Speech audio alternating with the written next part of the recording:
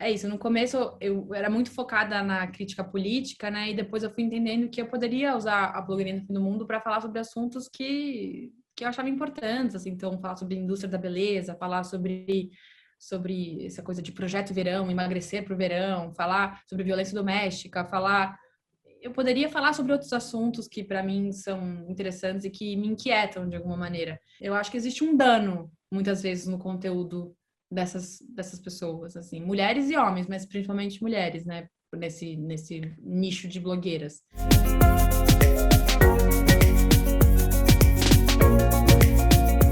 Olá, eu sou a Lia Rama, colaboradora de Universa. Estou aqui com a atriz e roteirista Maria Bopp, que ficou conhecida por fazer a Bruna Surfistinha na série Me Chama de Bruna. No ano passado, a Maria viralizou nas redes sociais como a blogueirinha do fim do mundo, uma personagem que, por meio de uma ironia fina, faz críticas ácidas ao governo federal, ao machismo e ao conservadorismo. A Maria está na animação A Pepeca Tá On, produzida por Universo, que deve ser o papel mais inusitado da carreira dela, uma vulva. Na série de 4 episódios, a Maria dá conselhos de saúde íntima e tenta romper os tabus sexuais da dona da Pepeca em questão. Maria, super obrigada por conversar com a gente. Obrigada mesmo pelo convite, estou feliz. Queria começar te perguntando como que foi essa experiência de dublar a Pepeca? Algum dia você imaginou que ia fazer a voz de uma vulva? Não, não imaginava que um dia a minha personagem ia ser a Pepeca. Mas eu adorei, eu adorei. Eu acho que tinha um pouco de humor, um pouco de sarcasmo, falar sobre sexo de maneira mais leve, falar sobre sexualidade de maneira mais leve, né? Porque eu tô acostumada na minha carreira a falar da sexualidade de um lugar muito pesado, que envolve prostituição e, portanto, também envolve violência sexual, e envolve questões de dominação. E eu uma vez já falei isso numa entrevista minha antiga, que eu tinha muita vontade que a gente falasse mais da sexualidade feminina, sem precisar falar sobre prostituição, justamente, assim, porque parece que a prostituição é o suprassumo da sexualidade. Enfim, e no Pepeca Tá On é falar sobre sexualidade de uma maneira leve, de uma maneira acessível, sem vergonha, porque a gente também tem, eu pelo menos tenho muita vergonha de falar sobre sexo. Então foi incrível poder falar, poder brincar, poder até gozar no áudio da Pepeca, sabe? Foi muito legal, foi muito divertido. Legal. Qual que foi a cena mais engraçada que você dublou uma Pepeca? Teve uma cena, eu não queria dar spoilers, mas tem uma cena muito legal que era eu chegando ao orgasmo, assim. E foi uma brincadeira, é isso, é tipo, como fazer isso sem ser muito exagerado, sem parecer fake, sem parecer justamente que eu tô fingindo o orgasmo, que é um tabu também da sexualidade feminina. Mas obviamente eu não tava tendo um orgasmo, mas aí como fazer isso de uma maneira engraçada, e aí eu fiz como uma narração de futebol, vai, e aí dribla, não sei o que, sabe? Foi legal fazer esse paralelo com um narrador esportivo, sabe? Narrando um caminho até o gol, sabe? Então, essa foi uma cena que eu gostei, que foram alguns takes, mas que eu acho que chegou num resultado legal. Eu vi uma entrevista sua dizendo que você é careta no sexo, o que é surpreendente, assim. Como que você fez para construir essa personagem da Bruna Surfistinha, que foi a personagem que te fez se tornar conhecida, né? Sim.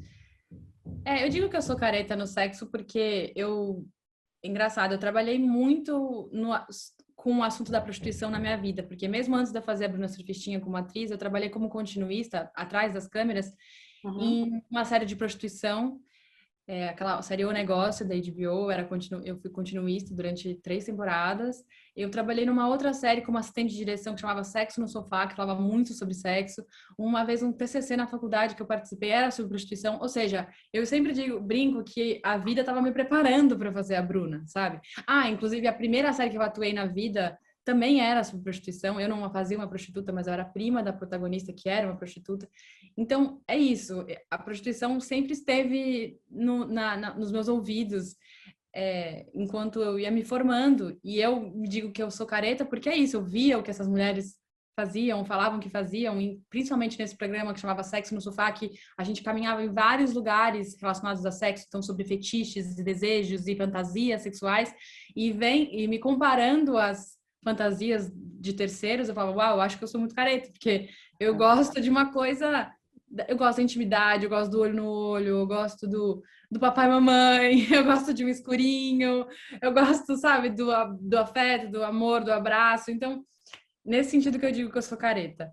Aham. E me preparar para a Bruna foi todo um outro processo, né? Foi toda uma descoberta minha, assim, eu sempre digo que a minha maior matéria-prima para fazer a Bruna tinha que ser eu mesma. Claro que eu podia ver referências de outros filmes e outras séries, mas eu tinha que encontrar em mim, Maria, aonde eu me tangenciava com a Bruna.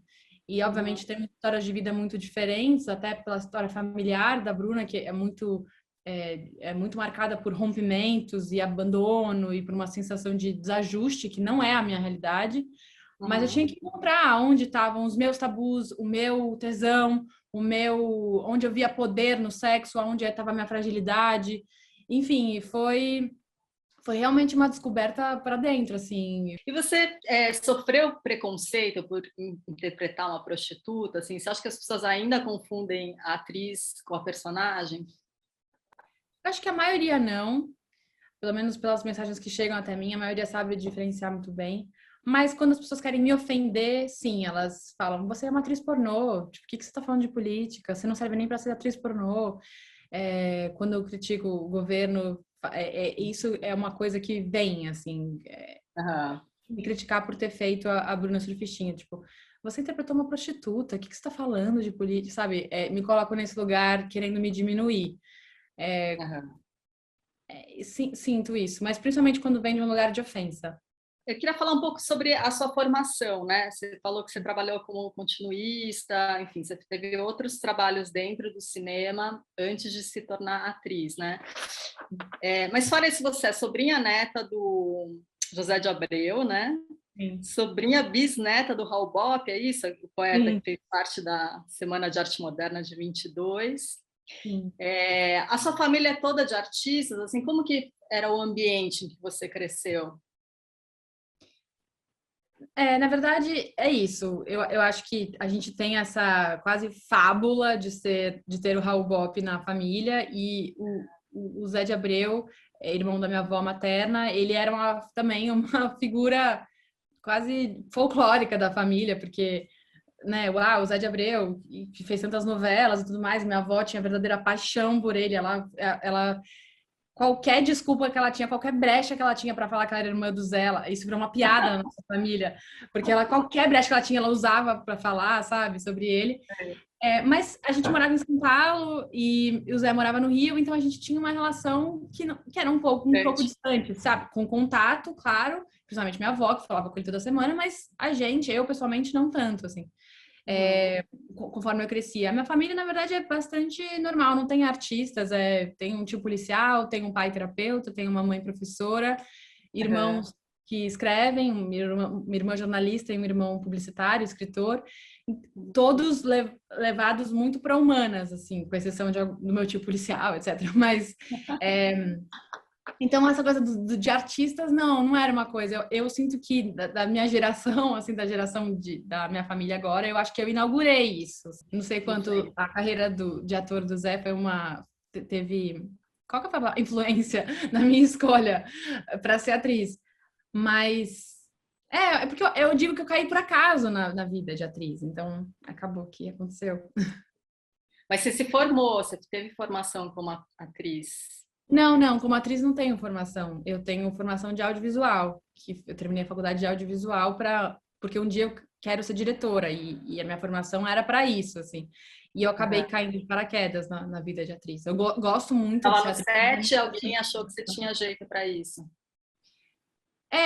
Não foi no set, foi porque eu fiz um teste para um filme da Laís Bodansky, aquele Melhores Coisas do Mundo, que era com não Né? atores mesmo, e eu fiz Uhum. a entrevista, que era um teste, eu não passei, mas a produtora de elenco lembrou de mim, Legal. me guardou e anos depois me chamou para fazer essa série do Multishow. Mesmo eu não tendo formação de atriz, eu fiz o teste, passei e foi assim que começou. Foi Foi um outro caminho, assim, sabe? E no ano passado, né, no começo da pandemia, você viralizou com o vídeo, né, o primeiro vídeo da blogueirinha do fim do mundo, que é uma personagem que dá dicas de maquiagem de um jeito muito doce, mas que Uhum. faz críticas muito ácidas ao governo do presidente Jair Bolsonaro, né?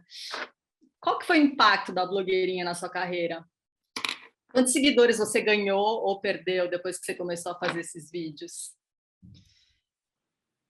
A blogueirinha do fim do mundo mudou muita coisa para mim, mudou muita coisa mesmo, assim, ela me colocou do ponto de vista do mercado em outro lugar, a partir dela eu acho que as pessoas começaram a me enxergar não só como uma menina que fazia a Bruna Surfistinha, e portanto uma mulher sexy, porque depois de fazer a Bruna eram esses os testes que eu fazia recorrentemente, para fazer outra prostituta, para fazer stripper, para fazer uma mulher que é sedutora. A blogueirinha do fim do mundo me deu o tom da comédia, que eu acho que as pessoas não conseguiam enxergar em mim. Então, a partir dela, eu comecei a fazer mais testes e projetos envolvendo comédia, humor.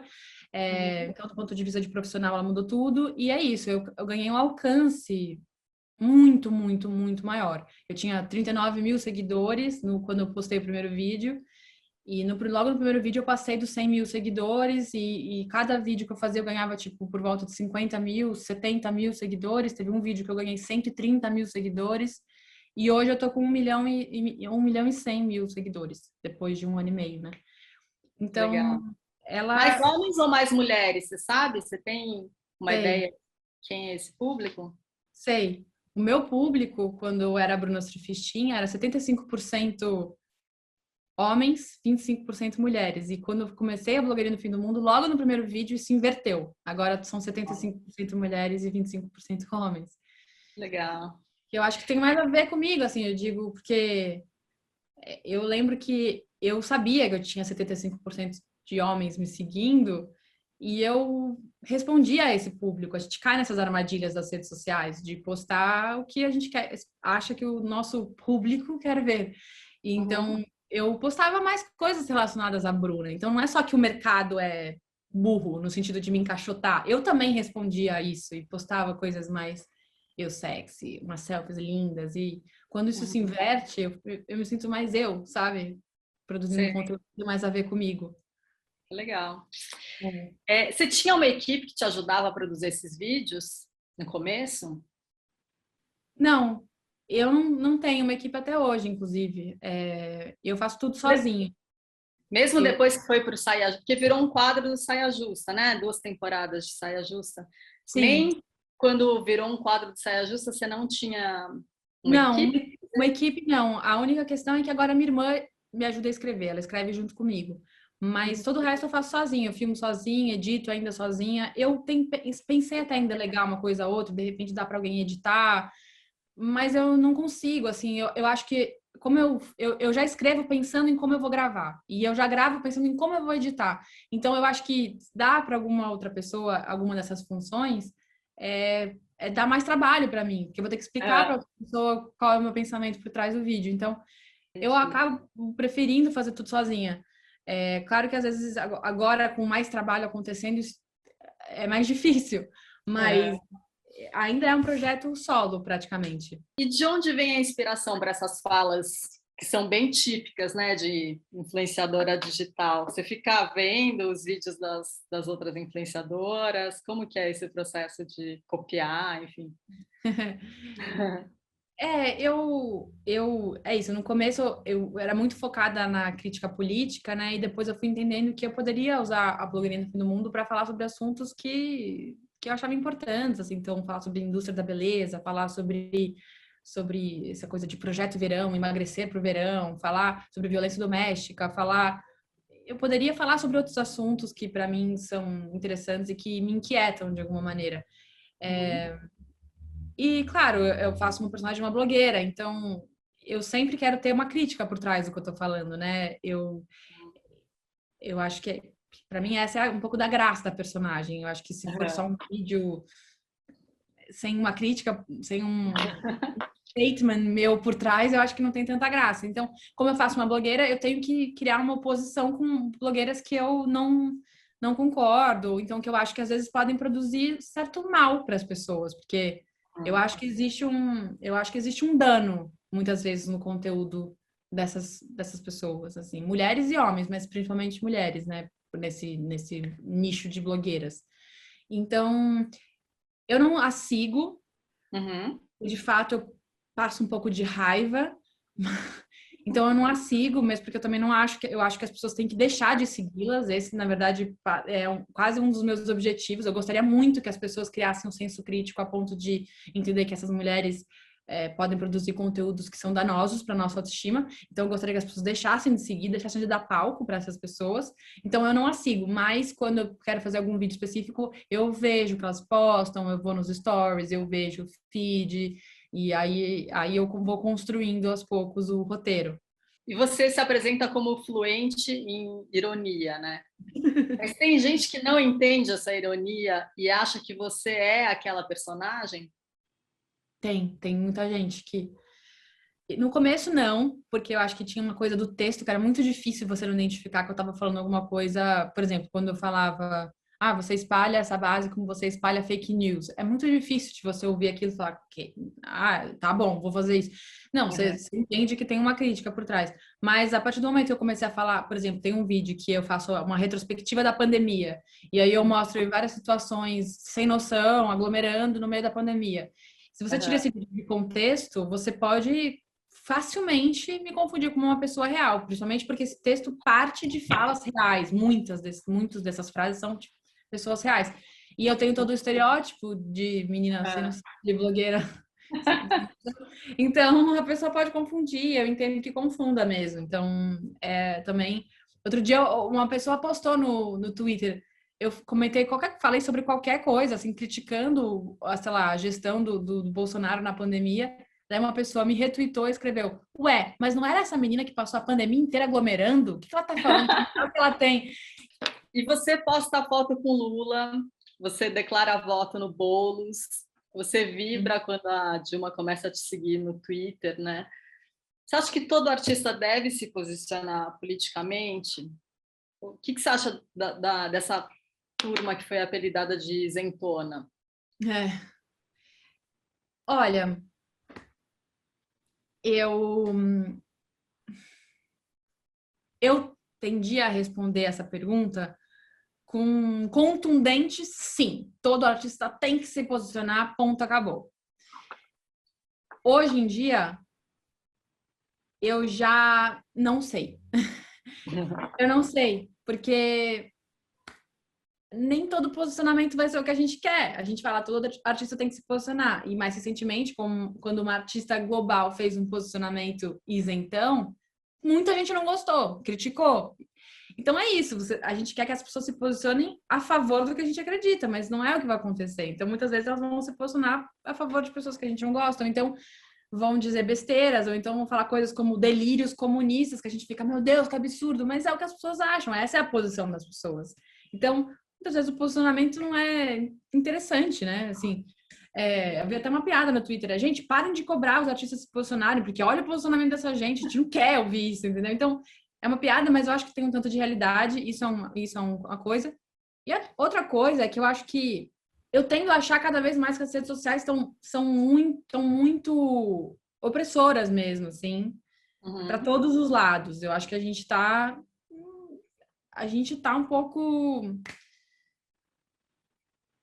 Acho que as redes sociais estão adoecendo um pouco a gente, assim, mentalmente. E eu acho que essa sede por achar um culpado pelo que a gente está vivendo, eu pessoalmente acho que a gente tem um culpado muito claro, que é o governo federal e todos os seus ministros e todas as pessoas que compactuam com isso. Não são os artistas isentões que têm culpa. Claro, todos nós temos responsabilidades no Brasil. Eu acho que quando você tem milhões de seguidores, um alcance absurdo, você tem um poder na sua mão e você deve usar ele com responsabilidade. É óbvio, eu entendo todo esse lado, eu já reproduzi esse discurso exaustivamente. Inclusive, a blogueirinha do Fim do Mundo critica pessoas que não se posicionam, esse sempre foi o meu posicionamento e por parte ainda é, mas eu acho também que a gente não entende a cruz que cada um está carregando, a gente não sabe como são a vida dessas pessoas, eu entendo que também tem um custo enorme se posicionar, sabe? Eu postava a foto com o Lula recentemente, sim, tem uma onda de amor por um lado, foi a minha foto mais curtida de todos os tempos na minha rede social. Eu tive 300 mil curtidas. Foi a foto mais curtida. Por outro lado, eu perdi 30 mil seguidores. Isso, não é, assim, são apenas números, mas, assim, é um exemplo. Eu tô exemplificando o que é. Eu perdi 30 mil seguidores e, dentre esses 30 mil, muita gente vai me xingar, muita gente vai me, sabe, me ofender antes. E isso tem um custo. Por mais que a gente fale, dane-se, sou melhor que essas pessoas, isso é uma limpeza, ótimo, isso é livramento.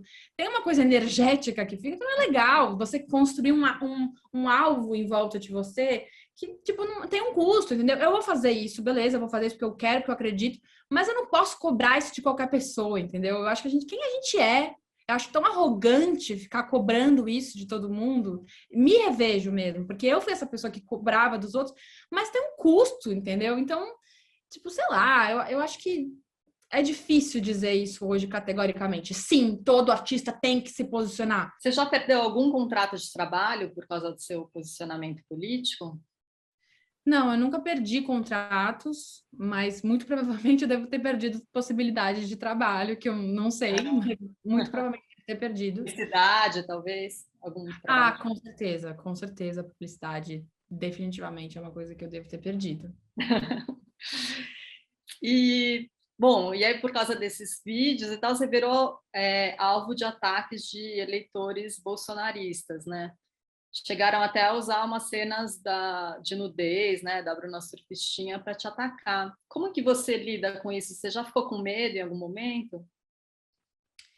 Eu conscientemente digo que não tenho medo, mas recentemente comecei a me sentir perseguida, sem estar sendo, sabe? Tipo, na rua, comecei a andar com mais medo, às vezes se eu peço um delivery, às vezes um segundo antes de abrir o portão eu penso, será que esse não é o motoboy do delivery? Será que é uma pessoa que tá vindo para aqui para me matar? Sabe? Comecei a ter pensamentos assim, então conscientemente eu digo, não tenho medo, não me atinge. Mas eu acho que tá me afetando, assim, inconscientemente, de alguma maneira. Eu acho que agora, mais recentemente, eu comecei a sair mais na rua. De fato, assim, eu saí para trabalhar, eu saio para trabalhar, mas tenho ficado muito em casa, muito em quarentena. Tipo, eu tô aqui no Rio de Janeiro há um mês e não fui nenhuma vez na praia, por exemplo. Tipo, eu não estou fazendo coisas que eu fazia mais. Só que, recentemente, eu também adotei um cachorro, então eu tenho saído para passear com ele. E as pessoas me reconhecem na rua, mesmo com máscara. Isso é uma coisa que não acontecia antes. E eu acho que isso também tem gerado um certo medo em mim, sabe? Essa coisa de, tipo, agora as pessoas sabem quem eu sou. E isso pode ser muito bom, por um lado, de receber um carinho totalmente aleatório, assim, você tá andando com o seu cachorro, justamente pegando o cocô do seu cachorro, e no segundo seguinte tem uma pessoa falando, eu adoro o seu trabalho. Isso é incrível, por um lado, mas por outro, tipo, e se alguma pessoa que não gosta de mim me hostilizar na rua, sabe? Então, eu tenho um certo medo, assim, até por isso eu dei uma freada na blogueirinha no fim do mundo, um pouco. As pessoas até falam, por que você tá sumida? Aproveita, você tá na crista da onda. Mas, cara, se tem um momento que tá me dando medo, que não me faz bem, por que eu vou continuar, sabe? O Zé de Abreu, ele diz que morre de orgulho, né, das suas postagens políticas. Vocês ficaram mais próximos depois Sim, disso? Falam, trocam mensagem? Como é? sim, ficamos mais próximos. Eu acho que é isso, a nossa diferença de idade é muito grande, mas conforme depois que eu virei atriz, ele já ficou muito orgulhoso. Ele, como assim? Vou te levar pra Globo! Super orgulhoso, assim. E depois com a blogueirinha do Fim do Mundo, ainda mais. Eu acho que ele é uma pessoa que se posiciona muito, há muito tempo, de maneira muito contundente e clara. Então, ele é um cara que também é essa pessoa, é dele. Então, eu acho que ele ficou muito orgulhoso de eu também ser. Eu também não sei se teve uma influência dele em mim, talvez tenha tido de maneira inconsciente, mas então eu entendo o orgulho, a gente ficou mais próximo, sim. Toda vez que sai qualquer nota minha em qualquer jornal, ele é a primeira pessoa que me manda às 6 da manhã. Que orgulho! Não me manda no WhatsApp, sabe? E como que seria uma blogueirinha fazendo críticas aos políticos de esquerda? O que ela falaria? Olha, aí eu acho que tem que contratar outra pessoa, porque. Não, tô brincando. Eu acho que, obviamente, a esquerda tem críticas, assim como eu sou uma pessoa de esquerda que já critiquei já muito a esquerda em algumas entrevistas e para mim a direita não tem comparação. Para mim a direita é podre, mas a direita obviamente a esquerda também é passível de algumas críticas, óbvio. Mas eu acho que agora a esquerda tá tão. A gente não tá no poder em nenhuma instância, nem, por exemplo, eu sou paulistana, né? Nem na prefeitura, nem no governo, nem no governo federal, então, nem estadual, nem federal. Então, assim, a esquerda tá precisando de força e não, eu acho que não de críticas. Então, eu acho que eu acredito mais na união agora, de entender, de achar novas estratégias, de alcançar pessoas que a gente não alcança, de priorizar nossos discursos, qual é o discurso mais prioritário no momento, do que criticar a esquerda agora. Mas um dia, quem sabe, quando a esquerda voltar para o poder, aí eu critico ela. É, eu também li em uma entrevista sua que você já sofreu assédio, né, na sua carreira quando você era continuista, é isso? Sim, Como que foi como que aconteceu? foram vários pequenos casos de assédio, infelizmente, assim. É, Foi uma vez num set de filmagem, um cara que errou o foco, né, na câmera e falou: ai, desculpa, me distraí com o decote da Maria. Falou isso alto, né? Quando ele errou uma, duas, três vezes o foco, falou: ai, desculpa, tô distraído com o decote da Maria. Aí uma vez eu tava com o computador no colo, assim, e minha perna tava um pouco aberta, porque eu tava apoiando o computador nas duas coxas, assim. E aí eu vi um homem na minha frente tirando uma foto, querendo tirar uma foto da minha perna aberta, que eu tava de vestido. Já vi uma vez o chefe, um produtor executivo. Eu cheguei um dia no set, ele foi me dar um beijo de bom dia, ele veio, me cheirou aqui e falou: que cheirosa. São pequenas situações que hoje eu enxergo como assédio. Na época, não. Na época eu também enxergava como assédio. Não sei se eu enxergava como, não sei se eu falaria esse nome na época, mas eu ficava incomodada, mas eu Uhum. deixava passar, sabe? Hoje em dia eu vejo claramente como assédio, porque eu ficava constrangida, porque aquilo me inibia para no dia seguinte, por exemplo, uma vez eu tava com o cabelo solto, ele falou: "Nossa, você de cabelo solto". Aí no dia seguinte eu ia de cabelo preso, não usava mais vestido, não usava mais decote. Então são esses pequenos assédios cotidianos que vão minando a gente, né? A se Uhum. mostrar, sermos livres, basicamente. Então, foram vários. Eu acho que quando eu passei a ser atriz, existe uma hierarquia que se cria a partir do momento que você é atriz e que você, portanto, não é tão facilmente substituída num projeto quanto uma pessoa do elenco, da equipe. Então, se Uhum. hoje acontece uma situação dessa, eu digo: olha, essa pessoa fez isso, isso, isso. E aquela pessoa, obviamente, vai ser demitida. Uhum. E eu acho que isso também foi pré-2015, que acho que 2015, pelo menos no meu meio, a questão das hashtags, meu primeiro assédio, meu melhor amigo, meu amigo secreto. Tiveram Uhum. essas hashtags nas redes sociais que, pelo menos no meu meio, foram muito marcantes, assim. A gente Uhum. levantou muitas questões ali. Eu lembro que teve uma produção em São Paulo que a gente... Eu não estava nessa produção, mas as pessoas iam filmar uma parte dessa produção em São Paulo e uma parte ia viajar, acho que parar para filmar o resto da série. E as mulheres daquela equipe lançaram um manifesto dizendo: a gente só vai para o Pará se acabarem os assédios, estão acontecendo isso, isso, isso. Citaram pessoas, citaram cargos. Assim, elas se posicionaram de maneira muito contundente. Então, eu acho que o mercado também mudou. Eu acho que hoje, mesmo sendo continuista hoje, eu acho que eu não sofreria o que eu sofri há alguns anos. Uhum. E, bom, e você está fazendo agora, você está no Rio, você está falando, você está morando no Rio, e está fazendo uma série cômica, né? De uma influenciadora serial killer, é isso? É Sim, uma é. produção do Porta dos Fundos, né? Como que é? Conta um pouco dessa.